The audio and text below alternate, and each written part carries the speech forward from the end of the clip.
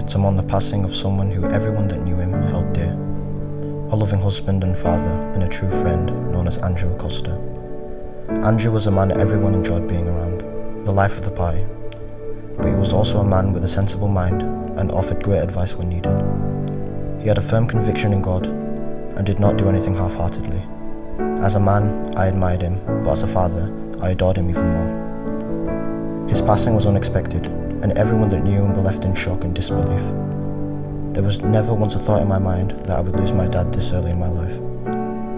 But as I walked into the hospital room in the ICU for the first time, it was apparent to me how hard he was fighting. My mum visited every day and sometimes stayed for the night, but it only got worse. My mum brought my brother and I again to the ICU along with one of his best friends before he went to sleep on that Saturday morning. The moment I saw him, I felt in my heart that there was a chance he would not come back. I hugged him and said to him tightly, "Dad, I promise I'll look after Mum, Adrian, Abby and the house. You don't need to worry."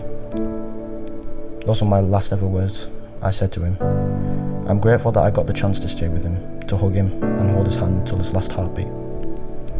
I know that the day would come that my parents would leave us, but I didn't expect it to happen so soon. There are no words to describe the amount of pain that I'm feeling right now. He was a man I idolised and looked up to, and I could not have asked anyone else better to be a better dad than he was. I am forever grateful for the life lessons he taught me and my brother at such a young age. His strictness and discipline is what I am today, and the person I will become in the future. I will forever cherish the moments I've shared with him, but will be left wishing I could have made more. He may not be here physically, but I know he is with all of us in spirit. It will take some time for my broken heart to heal, but I know that with God's grace, and with the love and support with the family and friends I have here, and the family I have abroad, I will be able to look back on the fond memories I have with him to ease the pain. Dad, I will make you proud.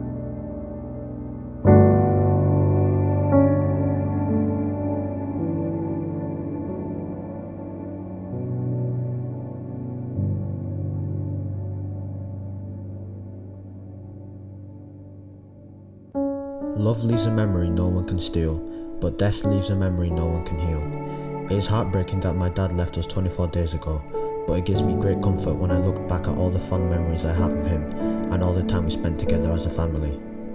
I will always treasure all the good things that he taught me.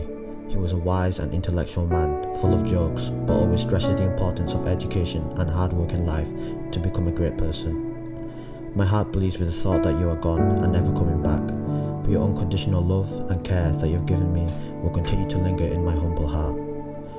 All I keep thinking now is how I wish that I had one more chance to see you, Dad, to hear your voice, to see you smile or even crack a joke.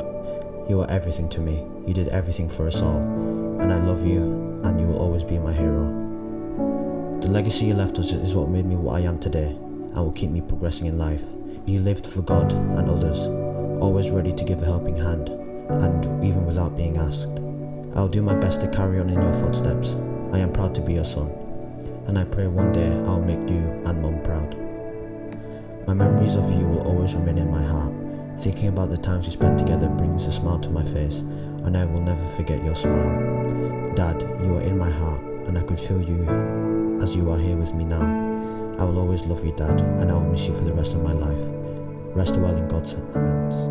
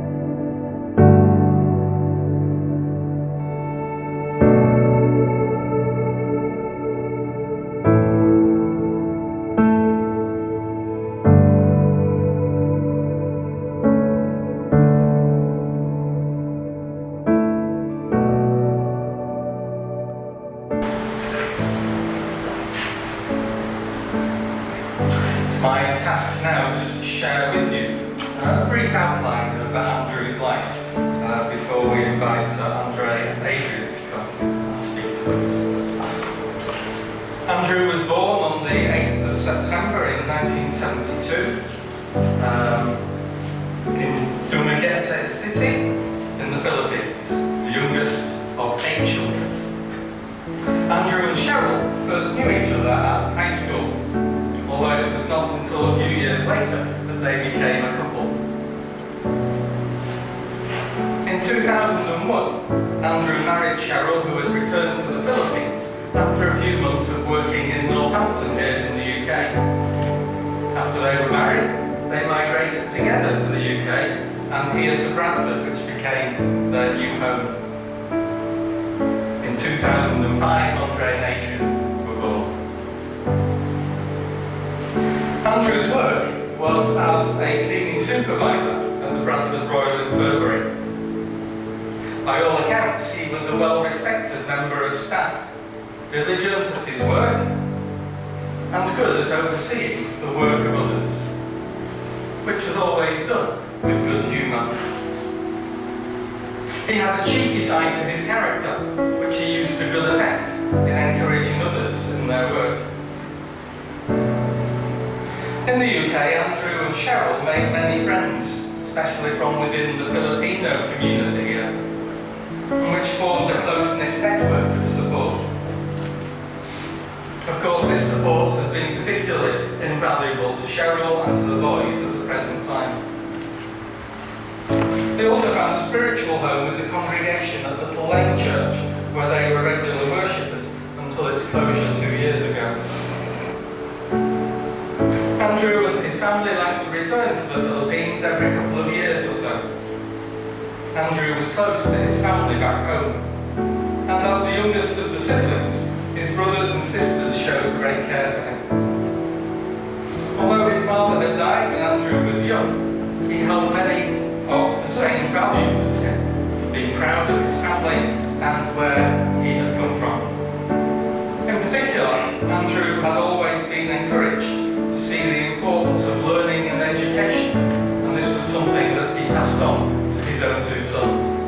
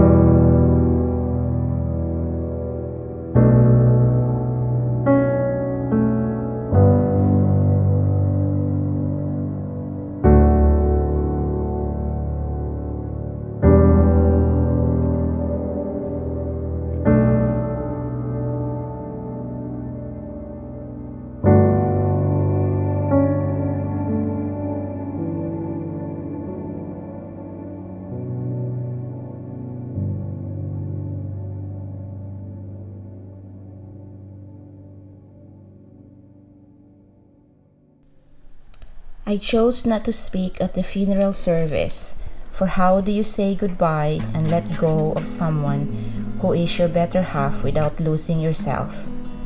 Andrew is more than just a husband to me, more than just the father of Adrian and Andre. He was my best friend, my partner in everything, and probably the reason why I never really pushed myself to learn how to drive, even though he already sacrificed and changed to an automatic car years ago, because he would always take me where I want to go without complaints. He was like that, always willing to do things for others.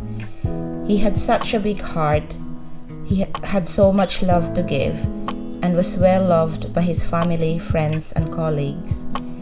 We have shared so many happy memories for the 32 years I've known him, and those fond memories will be my comfort in the days, weeks, and months ahead. I never thought I would be a single parent and widowed at 45. Andrew and I had been married for 20 years, and we had so many plans. But even if he was taken at a young age, I know in my heart he lived his life without regrets. He lived his life to the fullest and was at peace with everyone when he left. It was God's appointed time for him to go, and even though it hurts so much that he's gone, I also know that God's grace will be sufficient and his power will be made perfect in weakness. There are no words that would suffice to express the gratitude that our family feels for the outpouring of love, kindness, and support, not only here in the UK but also by friends and family abroad in this very difficult time. And although some of you didn't know Andrew very well, but you took very good care of him in his last days and was there for him and for us until his heart stopped beating. You made sure that he died in the presence of the people that he loved and with the dignity that he deserved, and for that, Adrian, Andre, and I are very grateful. Your kind expression of sympathy, manifested in different ways, has made these last few weeks bearable and will never be forgotten.